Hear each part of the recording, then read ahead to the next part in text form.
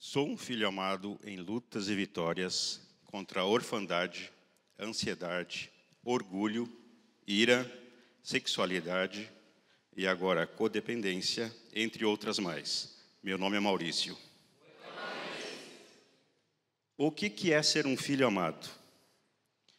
Fui criado em um lar cristão, com uma família cheia de princípios, bem fundamentada e muito bem instruído. Porém, antes disso tudo, não era bem assim. Meu pai era piloto e eu, desde pequeno, apaixonado pela aviação. Anos mais tarde, meu pai se converteu. Ele foi transformado de tal forma que largou tudo para viver a vida com Deus. E eu dou graças a Deus por isso. Se tornou um pastor, assim como meu avô e tios maternos. Dessa forma, fui convertido na adolescência muito cedo, vivendo uma religiosidade, com seus altos e baixos, saindo muitas vezes do caminho. Convivendo com experiências e amizades boas e algumas não tão boas. Hiperativo, procurando atividades que pudessem me desafiar, pois sentia algo que ainda faltava para a minha vida. Acreditava que conseguiria fazer tudo da minha maneira. Muitas vezes me questionava e não entendia o porquê que as coisas não davam certo para mim e para os meus amigos sempre davam certo.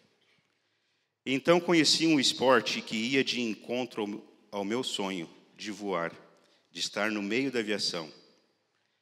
Em setembro de 96, eu e alguns amigos fomos convidados para um evento de campanha política em uma cidade próxima, onde faríamos apresentações de saltos de paraquedas e acrobacias aéreas.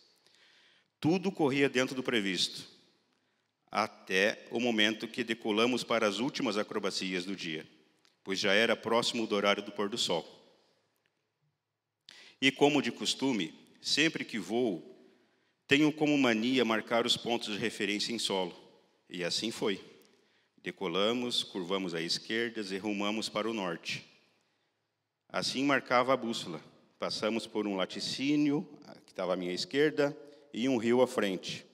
E alguns minutos à frente, a cidade onde nos apresentaríamos. E assim foi. Looping, tunô e outros giros, rasantes, tudo mais. Na hora de nosso retorno, nos direcionamos para o sul. Marcamos a bússola e saímos. Passamos o rio, passamos o laticínio e... cadê a cidade? Onde estava a cidade que havíamos decolado? Voamos por mais uns 20 minutos e começou a anoitecer. Nossa preocupação começou a aumentar, pois onde havíamos decolado não havia iluminação, era uma pista de terra. Foi quando inventei de bater com o dedo na bússola. E a bússola começou a girar. Ela estava travada. E nós, desorientados. Sem saber onde estávamos. Começamos, então, a procurar a cidade pelas luzes que avistávamos ao longe. Fomos a 4 cidades diferentes e nenhuma era onde precisávamos estar. Foi quando decidimos fazer um pouso de emergência em uma rodovia. Tentamos por várias vezes, mas o movimento de carro e caminhões era intenso. Ao lado dessa rodovia havia uma lavoura. Optamos por tentar ali, mas havia uma casa no meio. Remetemos e curvamos sobre uma pequena cidade que estava do outro lado. Depois da terceira arremetida, escutamos o motor da aeronave apagar. E nós, como estávamos em curva em cima da cidade, lembro-me de passar algo prateado ao meu lado, e eu só lembrei de dizer uma única palavra: Jesus.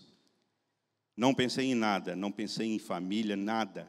Naquele momento, a única palavra, a única coisa que eu pensei foi o nome dele.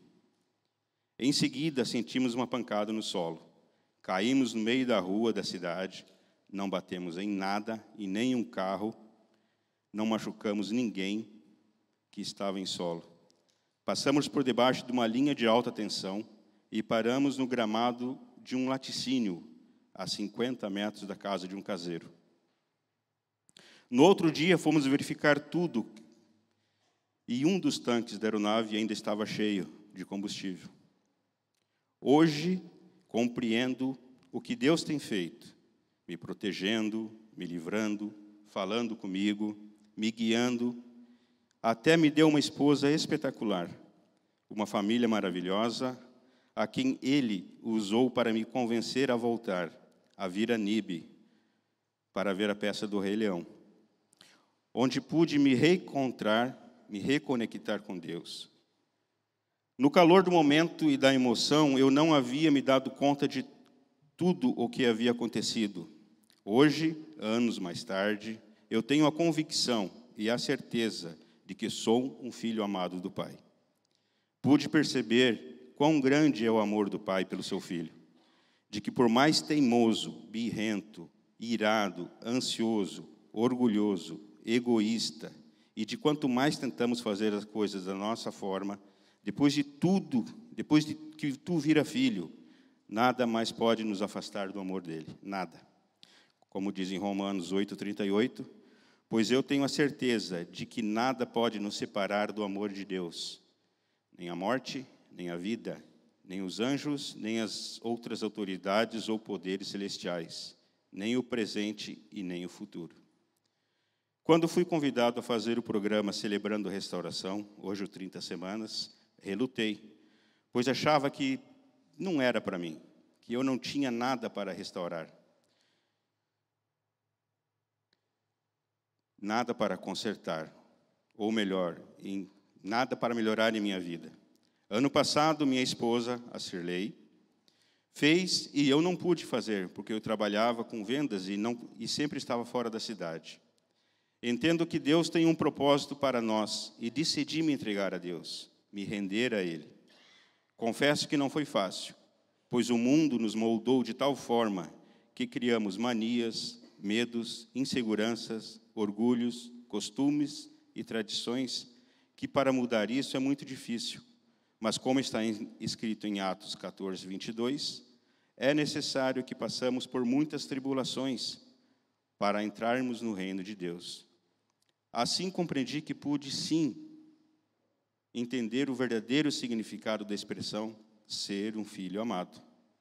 Deus está sempre conosco, mesmo quando não entendemos e nem percebemos. Hoje começo a entender um pouco mais do propósito dele para mim e o meu propósito para com ele. Hoje tenho a confirmação de que sou um filho amado de Deus. Em 2 Timóteo 1:7, pois Deus não nos deu um espírito de covardia, mas de poder, de amor e equilíbrio. Dessa forma, gostaria de fazer uma analogia, uma comparação do render-se a Cristo a um salto de paraquedas. Acredito e tenho a convicção que muitas pessoas já se imaginaram voando. Algumas até têm vontade de experimentar, pelo menos uma vez na vida. Assim como tem aquelas que acham que isso é uma loucura, sem tamanho. E é justamente esse o ponto que eu gostaria de chegar, descrever essa sensação de voar, da liberdade quase impossível. Quando eu decidi saltar e entrar para esse esporte, fui convidado por um amigo. Na noite anterior não dormi, pensando em tudo que poderia acontecer e se daria certo, e o que não poderia dar certo, o que haveria de acontecer, nas palavras e nos ensinamentos dos instrutores, e como bom sanguíneo e um pouco ansioso, hoje tratando no 30 Semanas, já me imaginava lá em cima com aquela porta da aeronave aberta, confiando num equipamento que para mim era novidade. Uma mochila com um monte de pano enrolado dentro dela. Dormir de que forma? No outro dia estava lá, na hora marcada. Quando chegou o momento, o coração começa a disparar, a boca seca, e alguns pensam, o que eu estou fazendo aqui? Aquele cheiro de gasolina de avião no ar, o vento batendo no rosto, e você entra dentro da aeronave. É um misto de euforia, medo, as mãos suando. Quando chega à altura certa, um instrutor olha para você, e você com aquela cara de apavorado, sem saber o que vai acontecer, ele fala, ok, pode ir. O coração que já estava acelerado agora dispara, parece que vai sair fora do peito. E ao olhar para fora, você vê o Google Maps ao vivo lá embaixo. E você se joga para fora do avião. Aquele salto no vazio. Parece que o mundo para. Não se pensa em mais nada, a não ser focado no que se deve ser feito. Uma sensação inexplicável. Você sente o ar moldando o seu corpo, o barulho do vento soprando, e quando se dá conta, você está lá, voando, livre, até o momento em que seu paraquedas é aberto. Tu olha para cima e lá está ele, todo aberto, colorido,